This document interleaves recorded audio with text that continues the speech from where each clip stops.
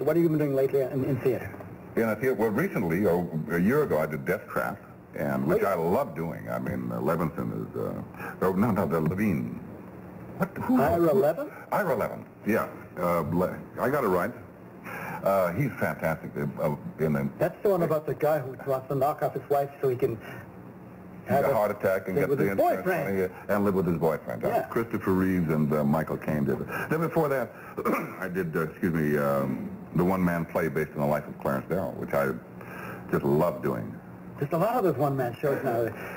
Robert Vaughn did this. Yeah, and Ginsberg was always doing Harry Truman. But I think Darrow lends himself to the one-man show or play. Was that the one that Henry Fonda was doing? That's the one he initiated. When I saw Henry do it, I called my attorneys who happen to represent the playwright, and I said, hey, he's not going to do it all the time.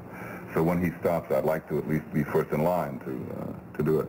Clarence Darrow was involved in, I guess, many of the most important trials. One of the famous trials was Loeb Leopold.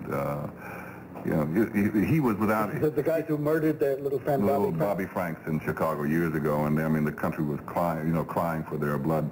He was a man who was incapable of not feeling the suffering of another human being. He was inordinately compassionate. One of the, he often spoke for 8 to 12 hours in his summation. 8 to 12 hours? And when radio came in, they used to have the microphones there to listen because he'd have them in tears. Didn't the judge call a recess in the middle of all that? And with the Loeb Leopold trial, it was only the judge. He, did not want to have a jury, and he listened for 12 hours, and he came in with the verdict of, at least he defended 104 men who were facing the death penalty, and not one was ever hanged. The two things about him was that he fought for individual freedom, and he fought for life. He revered life. And he was the lawyer in the famous Monkey trial in Tennessee. Scopes trial in Tennessee. Which is still being debated. He's really responsible for... No, the point is, I think it's the part in Airplane.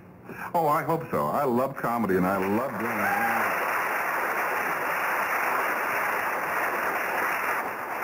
And at the Republican convention, Nancy Reagan stole one of your lines. She said, let's win one for the Gipper. She did? Oh, yes, for the Gipper? Yes, not the zipper. No. Not the zipper. Yeah. I see. Well, I love that line in Airplane where he's talking about George Zipper, knowing that he's going to go, and he's talking and trying to get Robert Hayes to make the move and help out, and he said, I know that in a short while, I don't know where I'll be, but I know I won't smell too good.